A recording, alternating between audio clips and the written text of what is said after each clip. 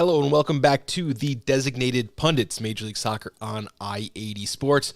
I'm Bob, and today we are hosting a beat writer for the Philadelphia Union, Jose Nunez, as we break down the 2024 season for the Philadelphia Union.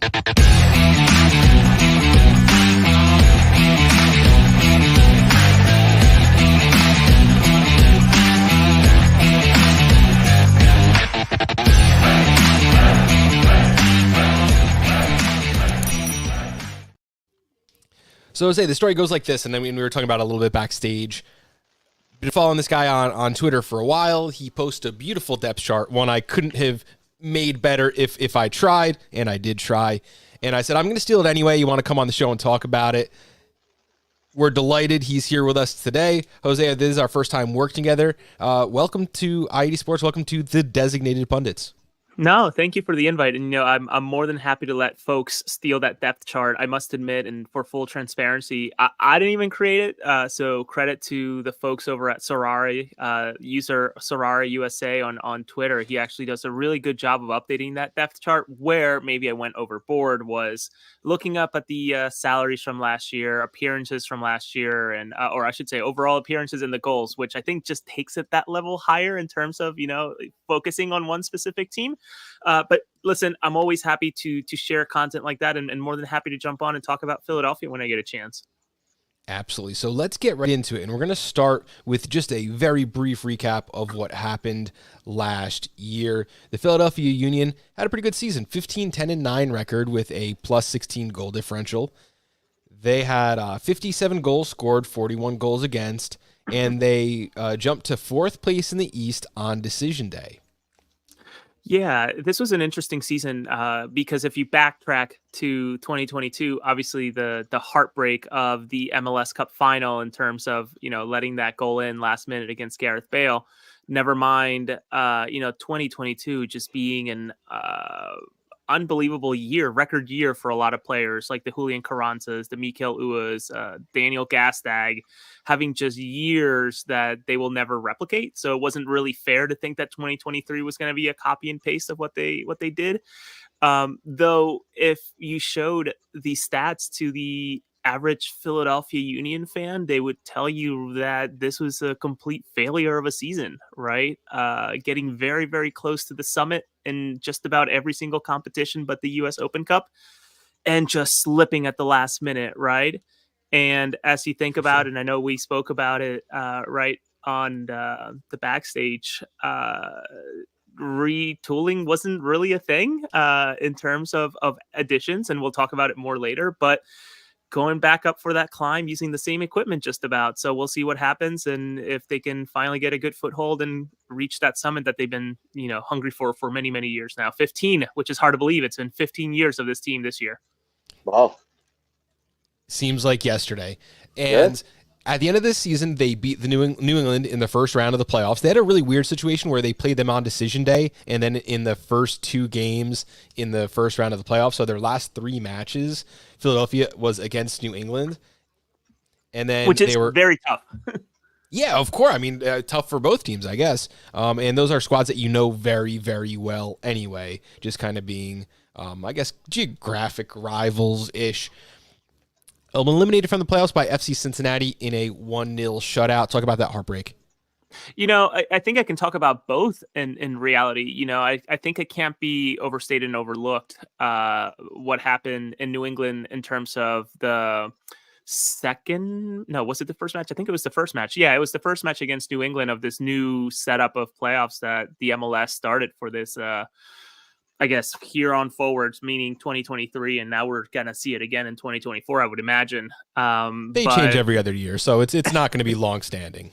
It feels like it, right? So you can't forget about what happened in terms of Kai Wagner and the racial slur allegation that he admitted to at home in a winning match already against New England, therefore missing the second match of the potential three out in New England. Obviously, they didn't need the third one, which means that on February 24th, when the team comes back to Subaru Park against Chicago to open the season, Kai Wagner's not available for Philadelphia. So that's one point of note.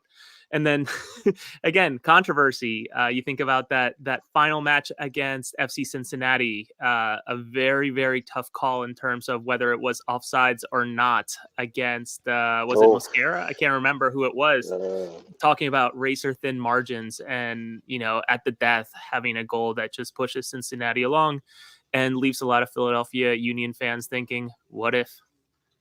Absolutely. And I caught so much for FC Cincinnati. This is a team that just it was like watching them was like running downhill where they just lost control. Like they just kept winning in the most bizarre fashions, the weird hand, but a ton of weird things going on in the end of the season. But let's talk about your contributors, because you guys did have quite a few high goal scorers, and we know where the production is coming. Daniel Gazdag, 15 goals, 6 assists. That's your guy. Julian Carranza, 14 goals, 5 assists. Michael Ua, 10 goals, 4 assists. And then after that, El Brujo, 3 goals and an assist. Jack McGlynn, 2 goals, 2 assists. Kai Wagner, 1 goal and a whole bunch of assists. I can't read that chart. 8 assists. So we know what the plan is. We know where the goals are coming from. There's no surprises on this. And, the fact that there's going to be a few contributors with 2 goals, 3 goals just speaks to depth and to, everyone contributes on this team, but there is a 3-headed monster up top. Yeah, and that's just it, right? When you think about Daniel Gazdag, one thing to make note is that those 15 goals that you see there, I would think, I can't off the top of my head, but 9 or 10 of them were probably penalty kick spots. I was going to say that. He had a lot of PK goals last year. Which is converts. Fine. Yeah, as long as he converts, there's nothing wrong with that. A goal is a goal. No, absolutely. If anything, it gives you an idea of what that 3-headed dragon can do in terms of Carranza, Ua, and you put Gazdag in there as that number 10 in terms of drawing fouls and being shifty enough within the box, or being, able to draw fouls inside of those, difficult positions for defenders. But can't forget about that in terms of Gazdag. And again, 2022, he had 22 plus goals, I think, and not even counting the assists. So he was having a record year. Where it gets really interesting is Julian Carranza, who I think also had 14 goals last year, if I recall, maybe 1 or 2 more in terms of MLS regular season play. You're right there every year. Yeah, for sure. Yeah. So if he shows up in terms of goals, he does that well. But where maybe it doesn't show on the stat sheet is just how good he is at picking up cues in terms of pressure in the final third, when you have a team maybe playing out the back, or a team trying to, shift the ball around out the back. He's just very good at creating pressure, thus allowing mistakes to happen and then creating opportunities, almost like the hockey assist for a Daniel Gazdag or a Mikel Ua, who go in and finish these opportunities. Now, going back to Mikel Ua, it's also a very interesting situation where he is the highest paid player on this roster, but only contributing 10 goals. So it makes it very difficult for him in terms of the expectations for this year, considering that I think after this year, he has 1 or 2 more years left on that contract. So a really, really interesting contract year of sorts for him, and see what the Union want to do. I'm Let's not sure hear the spoiled Philadelphia fans complain about a DP scoring 10 goals. I feel so bad. That is, what a 3. Wait, Bob, they got 3 double-digit scores. My goodness, wow, what a problem that is. I mean, I can't imagine complaining that here from Red Bull. And imagine we had 3 double-digit scores. I mean, oh my goodness. Gazdag scored 18 penalty kicks over the last 2 seasons. So that's the number. 18 penalty kicks for Gazdag over the last 2 seasons, and he took 18 kicks. So that's great contribution there. I got a quick question. The youngsters, the academies in Philadelphia Union last few years, you produced some unbelievable young talent. What do you attribute this to? Unanimous teams are not banging out the talent you guys are banging out every year. Interesting you ask. Earlier this year, and I'm going to pat my back, earlier this month or last month in January, I was following a lead, and ultimately it turned out that the man behind it all was making a move. Tommy Wilson. I broke the news that he departed the Philadelphia Union Academy. He was the director for nearly 10 years, I believe. He actually departed the academy and has joined Charlotte as their technical director of the overall operation. But when you think about the talents of the Mark McKenzies, the Austin Trustees, the Brendan Aronsons, the Jack McGlynn's, Nate Harriels, and I know I'm just spewing out incredible talent. That's why I asked. Yeah. Tommy Wilson was sort of the architect behind it all. Obviously, can't put all of that on one man only, but the buck has to stop somewhere. So a lot of people involved in collaborating and making that happen. But Tommy Wilson was certainly a big piece in identifying, and as weird as it sounds, discarding talent, right? You identify someone early, but you make the hard decision of maybe discarding them since you didn't see what's going to happen or how they were going to progress. Very good at doing that. And also putting these players into the right positions, making sure that they are joining the right age groups, bumping players up. Someone like Cavan Sullivan, who is brother of Quinn, U.S. national team starlet. He's actually out with the first team and the Union 2 for the preseason in Florida as a 14-year-old right now. So again, Another incredible name. And I think he is heavily linked with actually making a move to Manchester City when he comes to age. So we'll see what happens. But yeah, Tommy Wilson is who I would attribute a lot of that success to. So keep an eye out for him in Charlotte. Absolutely. Let's now talk about some changes that happened during this last off season, because you did have I guess some lesser names. We already said that this was largely a run it back scenario, but there were a few new guys that I do want to touch about. The first one I'm going to need some help with, it's Ty Baribo. Is that correct? Yeah, I tend to pronounce it Ty Baribo, but I'm also I speak Spanish, so it all kind of like rolls off my tongue a little bit. But he is an Israeli international, yes. Israeli international, right-footed forward, scored 17 goals over 2 seasons for Wolfsburg AC in Austria. So, yeah, we're using the Spanish pronunciation on an Israeli player playing in Austria. That's tracks for what Philadelphia, I guess that's kind of par for the course there. And I guess he's going to be sitting maybe fourth option in the attack there. Yeah, and that's the interesting bit, right? We have someone like Julian Carranza, who by all accounts I thought was never going to see the field of Subaru Park again. But the trade deadline, or I should say the international deadline, came and went for some of the major European markets. I know that Turkey, I think Ukraine and some other leagues are still technically open, but I just don't see him making that move, which means that with this being his last year, as soon as he hits 6 months left on his contract, he could negotiate without needing to really have the club's consent for something that will start come January. So he could be walking out for free, or come in the summer market be making a move at a far cheaper price than the bid that the Union rejected last summer of $7.5 million from Olympiacos. So the Union are playing a very, very dangerous game here. Either it's going to be an incredible story that they really got everything out of him in terms of winning MLS Cup or whatever, or they wasted $7.5 million trying to run it back with everybody. So Ty, by all accounts, to me, was going to be his replacement. He's earning $700 and some $1,000 every guaranteed compensation this year. So you would expect 10 goals, a double-digit score. He's a 26-year-old too, which I pulled up and that kind of lit a bulb in my head. 26-year-olds don't make transfers to sit on a bench. He's not looking to develop in the United States. He thought he was coming here to start for the Philadelphia Union. The next player, I practice this name a lot, and I don't know if I'm going to get it. But it's Olwethu Makanya, 19-year-old South African defender. Was that really that good? I mean, I have a long Italian name that no one knows how to say, so I feel like I get a pass. 19 games for Stellenbosch in South Africa last season.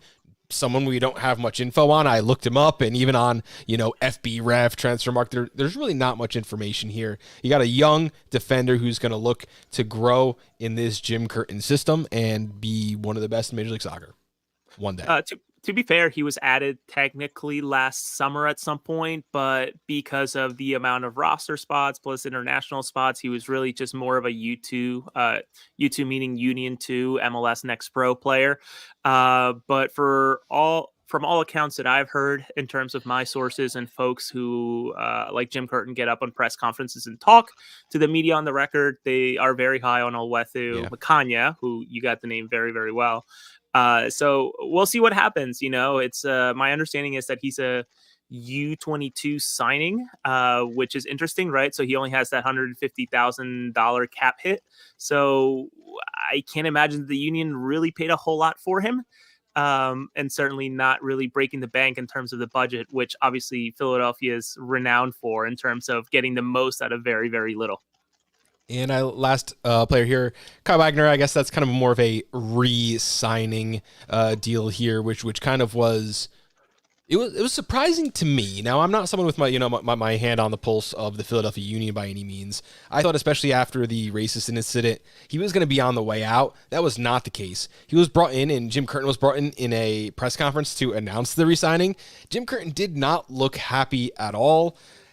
Talk to us a little bit about the controversy here. Now, I don't want to make any judgments. We don't know what's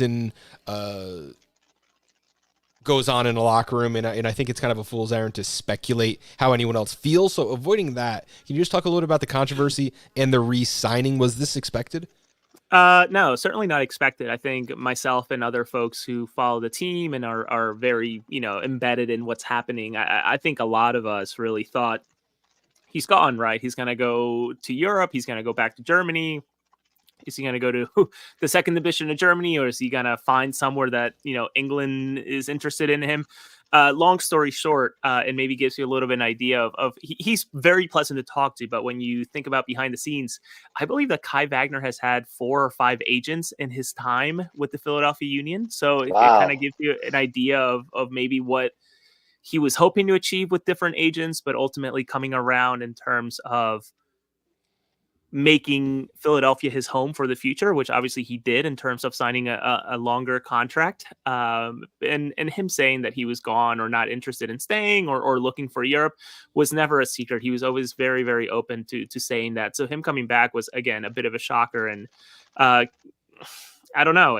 I'm intrigued for when the MLSPA salary guide comes out to see what type of raise he got, or did he stay flat? Because I think that's the baggage that he carries from that incident against Bobby Wood would have something to maybe affect his earning potential, right? This is a man who had the Philadelphia Union really, really by the neck in terms of his negotiation power, but all it took was a 15-second remark that ruined all of his potential negotiation power. So yeah, the spring salary guide will be really interesting to see on what he's on. And one name I want to toss in here, which again just happened, not today, but last week. Alejandro Bedoya re-signing with the team again for 1 more year, and also taking on that really, really interesting role that the MLS has in terms of being sort of a front office / hybrid role in terms of playing, but also having some responsibilities in terms of marketing, coaching within the U2 or the academy, and helping with marketing and any other type of work like that. So he's coming back, and again, running it back 3.0 at this point. Yeah, I think that makes more sense, Ali Bedoya, rather than having him, as an everyday starting 11 player. I know me and Alex kind of talked briefly about this, and I was surprised he has much left. Yeah, I was surprised you guys resigned him, but the role, being more of a leadership role and helping out the academy and the marketing, that makes a lot of sense. Yeah, I think it was sort of expected, and I think it all goes back to Tom Bogert and Pablo Maurer of The Athletic over the summer or maybe late fall, where the story broke that Ernst Tanner gave Alejandro Bedoya his marching orders in terms of, hey, you're not in our future plans, all within 20 seconds, a 20-second conversation to tell a club legend that he's not in the plans of the club for the future. Rip the Band-Aid off.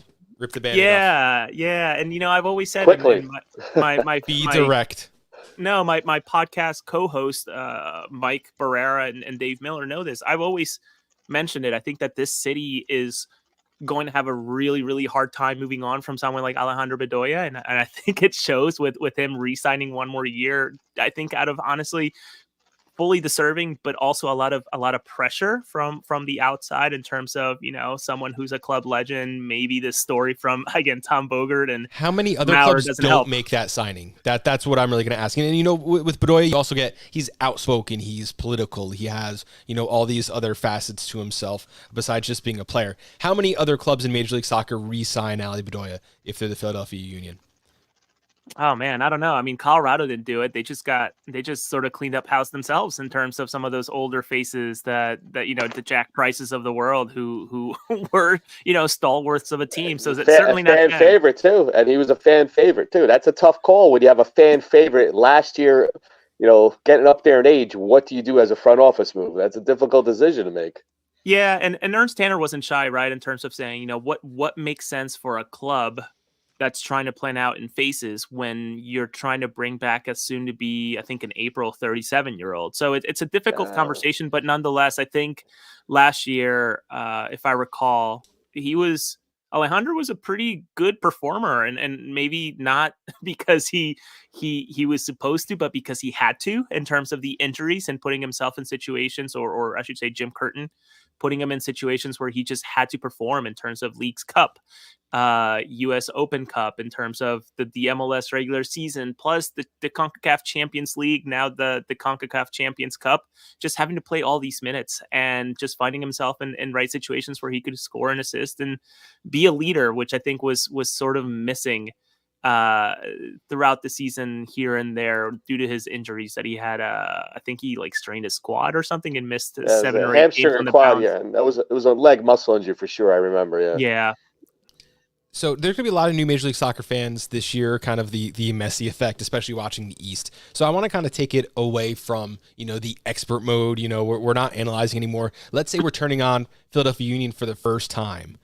What is the play style? What kind of tactics are we going to see? What are we going to see on the field? What you're going to see is a team that I shouldn't curse, should I? Okay, a team that will beat the shit out of you. Okay, yeah, that will. It's not out of my mouth. What do I have? No, yeah, go ahead. Go ahead. I drop F-bombs all the time. Go ahead. I think if you tune in and watch the Philadelphia Union for.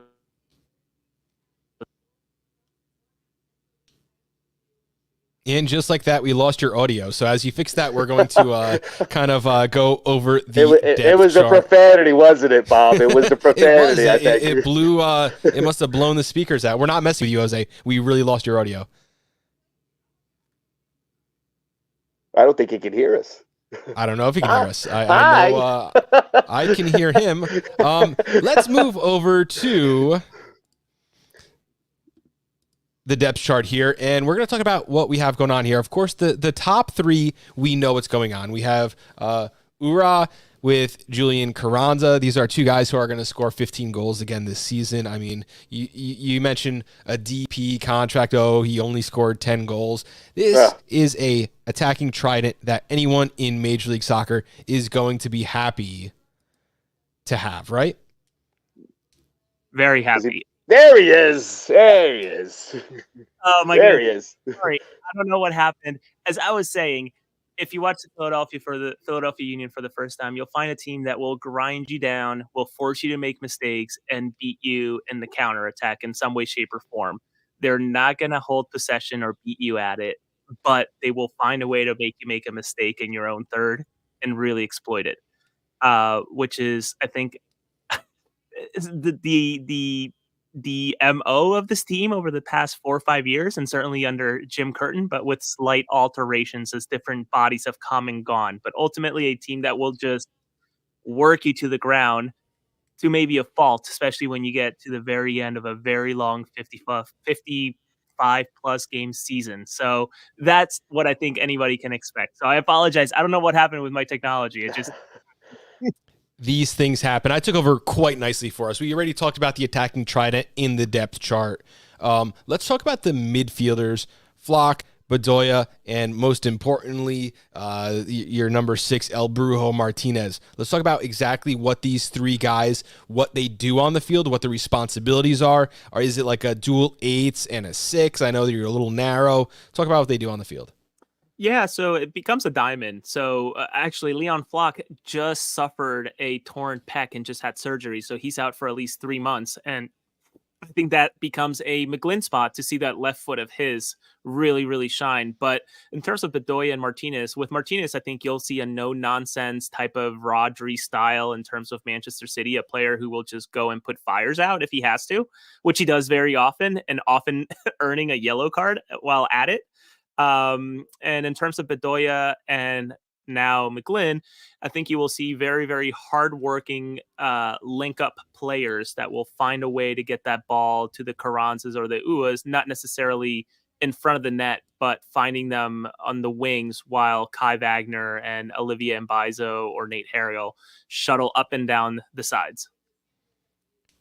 Love it. This back line gave up 41 goals last season. That's one of the best in Major League Soccer, just slightly behind Red Bull, Cincinnati, and Orlando. Let's talk about the strength of these center backs and how they interact with the midfield, especially El Brujo Martinez. I would argue that this is probably the best center back pairing going into this season in terms of, obviously you mentioned goals from last year, but overall chemistry as well, right? Jacob Glesnes comes back after having a sports hernia that kept him out of the playoffs. So he's back, he's healthy. Jack Elliott, again, massive 6'3", 6'4", maybe a little bit taller, gigantic Englishman who played collegiate soccer at West Virginia. Incredible talent, great vision, and really, really great at finding the Kai Wagners and Olivier Mbizos as they start shuttling up the field little by little, but certainly finding the feet of the Brujo Martinez's, Bedoyas, and McGlynn's of the world. And behind it all, Andre Blake. I mean, Philadelphia Union are going to, if they want to run it back, they need to have him be, a best 11 player by far. He needs to be their MVP this season. Talk about what Andre Blake means to this back line. He means everything. I think without him, the Union would be 6 or 8 games fewer in terms of wins or draws, just because of his efforts and his heroics and making some unbelievable saves that you often saw as not necessarily winners of, saves of the week, but certainly as finalists of saves of the week. So the man, not only is he deeply embedded into this team, but he's deeply embedded into this community, often being the voice of reason, if not the voice that really carries out the plan. Obviously Bedoya having that captain's armband last year, who knows what happens this year. I would think that Andre Blake takes over. But Andre Blake drafted from Connecticut by the Philadelphia Union. And frankly, after his comments earlier this year through Sorare type of YouTube partnership, already mentioned that he wants this to be the only team that he plays for. So absolutely going to be a club legend and someone who at some point will probably get a statue outside of Subaru Park. Well, you know what you're going to need to get a statue outside Subaru Park? One or two of them cups, and let's talk about the 2024 storylines we need to watch. These are kind of overarching themes we're going to keep our eye on through the summer into the season. The first one we talk about is Julian Carranza sold in the summer transfer window. We said, yeah, possibly, but it's going to be at a much discount because he's only under contract for a few more months. Is that where you stick? Where you're sticking? Yeah, I would say that that's the number one storyline to watch. I mean, Julian Carranza, I feel like had the world at his palms in this past off season, having himself declined offers from Norwich, Ipswich, and Werder Bremen, actually. So he had options for moves this past winter, but just wasn't interested in those different clubs, which makes you realize just how talented he is when you have those clubs knocking and the Union presenting the offer. So he himself declined those. But when you again think about, this is an option year for him that the Union obviously, said, yes, we'll take it. The clock's ticking, and obviously it has already fast forwarded when you think about what are the options. I don't see another $7 million offer coming in the summer. If you're a club who's going to spend that type of money on him, I would say that you need a better financial advisor, considering that he goes for free come January. So why not just negotiate something in the meantime till January. So I really do think that at this point, based on the markets that closed on what was it, February 1 or February 2, that he will stay through December. But more than happy to be surprised. I talked with him on exclusive interviews, and he's not shy.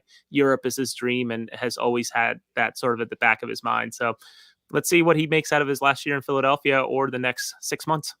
I'll piggyback a storyline right on top of that. Who's his replacement? Is it Ty Baribo? Is it going to be someone else? Is there other money to be spent? How does the chemistry fall? Because this team relies on coaching and chemistry. You know, the sum of this team is a lot better than the individual parts. And is that sale going to be enough? If you guys are far and ahead Supporter Shield champions, do you just take the loss and just plow through and try to win a trophy?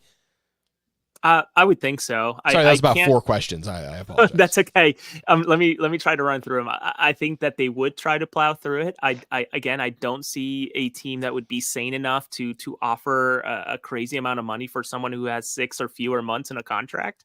But again, happy to be surprised. But if he is gone, I don't know that there's a replacement purchase, especially with the way that this team spends and really the difficulty that players specifically in Philadelphia have had in terms of acclimating to the league. Daniel Gastag, during his first 6 months, notorious for just not really being with it. And it took until that first year or first 6 months after to finally kick in and become the player that he is. Same with some other faces like Martinez as well, taking some time to kind of get started and get moving. So I think that the immediate replacement would have to be Ty Baribo, and the Union would just have to live with it. All right. Anything we missed? Gosh, not that I can think of. You know, it's an interesting year for the Union, being so close to the summit again on a lot of competitions, but just coming shy of it all. And the mood within the fan base, and this is from 1,000 feet above, so I could be completely off and happy to be corrected by others. But last year was widely seen as a failure, which I think a lot of teams would bite their arm off for a year like the Philadelphia Union had last year, which leads you to understand just how common the success has been for the Union and how hungry this fan base is for something to show for the countless competitions, the countless matches that home and that are home and certainly the away supporters make in terms of, you know, going to Toronto or you know, going to Nashville, making those field trips, and that the fan base traveling very, very well. So I hope that the Union have something to show for it and not just coming close again. And I always circle back to what Andre Blake said not too long ago, where the club needs to make a decision, right? Whether if they're going to make it to these games, to the moments where it matters, is the club okay just making it there? Or is the club going to change its mindset and realize that rather than just selling and keeping money, needs to sell and invest to make sure that when they get there, it's actually a victory that they can, you know, actually hold silverware rather than dream about it. That's the conundrum that they find themselves in. But ultimately, probably the wisest spenders in the league, and for good reason, with how much success they've had with the very little that they spent. So I don't know. We'll see how the season goes. Let's finish up with our predictions. I think that they would be lucky to be a top 4 or 5 team. I think I see a repeat performance. They were 5th last year. I could see them being 4th or 5th this year. I do like the Philadelphia Union on paper. There's not a whole lot of holes. So when you talk about spending, maybe like another number 8 or something, that's like really where I could see you guys upgrading, getting another midfield depth. But yeah, you're running back. You have a window. You guys, I see Revolution being kind of the same way. You have a window. Are you going to do something in that window, or are you going to let this window pass you up? There aren't a ton of very young players on this squad. You have a lot of veterans. You have a window. Good luck. I think you guys can win a trophy this year with all the trophies and all the competitions going out. I don't think it's going to be a supporter shield. I don't see you guys as being a top of the league, but a lot of teams above you, I could see not doing as good. Orlando City, they were outside their mind for the last 5 games this season, and that's the only reason they jumped you. FC Cincinnati, they made a lot of big changes, lost a lot of pieces. I could see them not doing as well. New England Revolution, you guys kind of finished tied. I think that they are, kind of doing a run it back kind of window thing. They made a couple moves, but, we'll talk about that. There's really no reason Philadelphia can't repeat and finish higher. Yeah, and that's the difficult thing where I don't know that the Union will value a supporter shield this year when you really think about the number of bodies that will be shuttling back and forth in terms of international duty, right? You have potentially Venezuela making the Olympics, which means Jesus Bueno is going to be there. Then you have Copa America, which means that Andre Blake, Damian Lowe, Jose Martinez, Jack McGlynn. No, I'm sorry. Yeah. No. Jack, the Olympics, meaning Yes. Jesus Bueno, as well as Jack McGlynn, Nate Harriel. So you have a lot of shuttling bodies coming and going during all these competitions. So the Union, I think, more than ever, and Jim Curtin will never admit to it, will have to be picky about the competitions that they really want to put all the chips in. I think financially, the Union will want to focus on whatever the easiest path is to qualify for the CONCACAF Champions Cup, because I know continental soccer is very, very important to this team. So I think Leagues Cup is probably the best way for them to do it, especially if it's going to be running through Subaru Park again, considering their ranking and the way that they've done it. But I'm intrigued onto how it actually shakes out. But I think they'll sneak into the playoffs for sure. No issues there. It's just, do they really care to push to be a first round bye or whatever the heck it is? I think they'll be just happy coming in 4th, 5th, or 6th and just having to go, because I really do believe that with all this leadership that you alluded to, they know how to win on the road, or at least draw, so they can win at home, where Subaru Park has been an unbelievable fortress for the team. Very so good. I think that they know how to run tournaments, and that's what they're good at. Yeah, I definitely see you have definitely shot at a 4, 4, 5, 6. Yeah, but I think you definitely have a shot at 4, depending on health on your veterans. I mean, that's the most important thing. One question I want to ask you: the last few years, they've had heartbreak in the playoffs, and Ray said, who is your fan base think right now is your biggest rival? Why do you hate them? Gosh, Tough question, right? Tough question. No, of course. I would say that there's a very strong brewing rivalry with Cincinnati, because of Cincinnati basically being the Union 2, right? You think of Chris Albright, who used to be the Ernst Tanner in Philadelphia, Pat Noonan, who was an assistant to Jim Curtin in Philadelphia. Then you think of Ray Gaddis, who went over to Cincinnati, as well as Alvis and some other faces, and potentially some. And the offside call last year doesn't help matters either. I can tell you that I know. No, of course, and honestly, I think it's a healthy rivalry, but one that is really brewing. And sure, you can look up and down the I-95 corridor and think about the New York Red Bulls and DC United and NYCFC, New England, etc. But ultimately, like, not to be